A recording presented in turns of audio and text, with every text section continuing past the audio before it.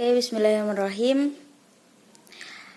Pada kali ini kita akan sedikit mengulas tentang alur tata cara persidangan di PT UN. Ini yang pertama yang harus dilakukan adanya upaya administrasi, yakni prosedur yang dapat ditempuh dalam menyelesaikan masalah sengketa tata usaha negara oleh individu atau badan usaha atau badan perdata karena adanya ketidakpuasan dengan keputusan yang dikeluarkan oleh pemerintah tata usaha negara. Nah, upaya administrasi dibagi menjadi dua, yakni pengajuan keberatan administrasi dan yang kedua adalah pengajuan banding administrasi. Kemudian adanya upaya hukum. Apa itu upaya hukum? Upaya hukum adalah alat atau sarana hukum untuk memperbaiki adanya kekeliruan pada putusan pengadilan tata usaha negara. Upaya hukum pula dibagi menjadi dua, yakni upaya hukum biasa dan upaya hukum luar biasa. Kemudian sang penggugat mengajukan gugatan kepada pengadilan tata usaha negara yang akan berkasnya diperiksa oleh panitra kelengkapannya. Kemudian jika tidak lengkap, maka dokumen akan dikembalikan kepada sang penggugat dan diberi waktu selama 7 hari untuk memperbaiki dokumen yang telah diberikan kepada pengadilan. Jika keluar batas dari 7 hari, 7 hari kerja, maksudnya Sabtu dan Minggu tidak dihitung, maka sang penggugat boleh mendaftarkan kembali gugatannya. Dan kemudian jika sudah lengkap dokumen yang diminta dan diperiksa oleh panitra, maka si penggugat boleh membayar SKUM. Oke. Kemudian setelah pemeriksaan berkas selesai, pembayaran administrasi SKUM sudah selesai, pihak berperkara akan dipanggil melalui surat untuk dismisal proses. Kemudian dilakukan pemeriksaan kembali, kemudian persiapan dan persidangan akan dilakukan terbuka untuk umum. Yakni ada pemeriksaan pendahuluan. Ketentuan pengadilan melakukan proses dismisal dan penetapan penerimaan gugatan karena pengadilan menetapkan hakim majelis yang akan memeriksa dan mengadili kemudian memutuskan gugatan.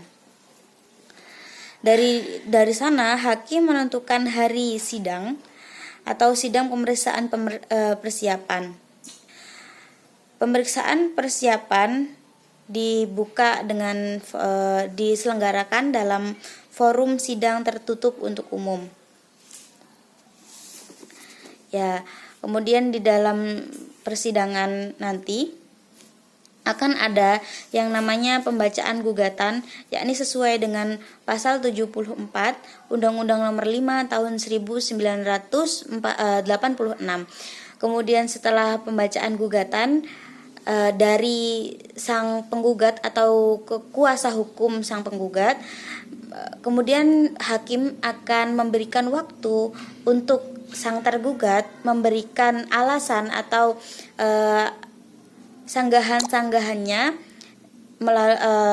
dengan sesi jawaban yang mana biasa disebut jawab jinawab, yakni jawab dari pihak tergugat menjawab gugatan dari sang tergugat, kemudian jinawab adalah jawaban kembali dari sang penggugat untuk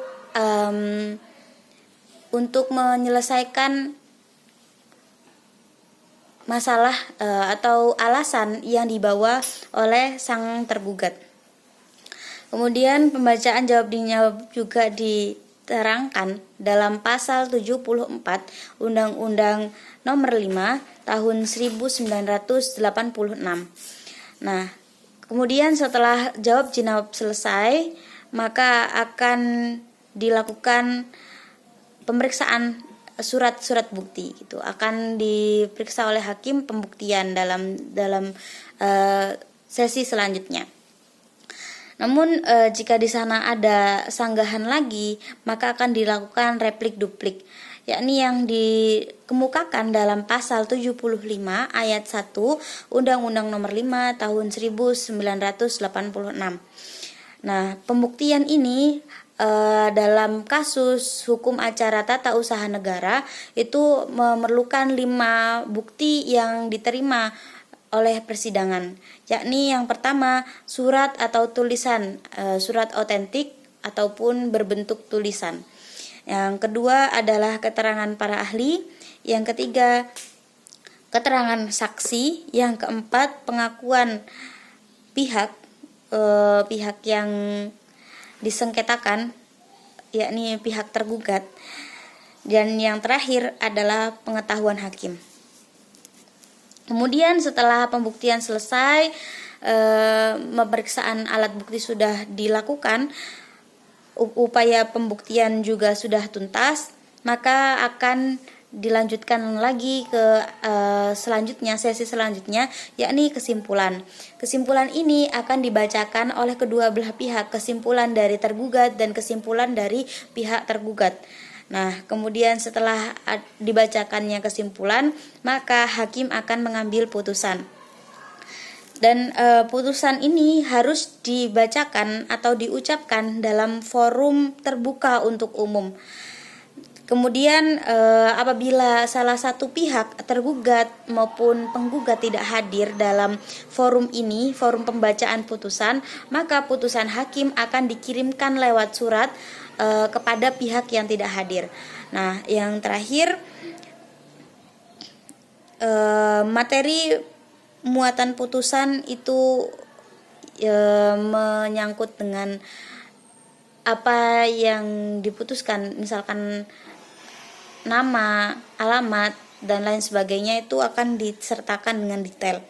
Kemudian amar putusan itu dibagi menjadi 4, yakni gugatan ditolak, gugatan dikabulkan, gugatan tidak diterima, dan yang terakhir adalah gugatan gugur. Mungkin itu sekian yang sedikit dari saya, kurang lebihnya mohon maaf. Assalamualaikum warahmatullahi wabarakatuh.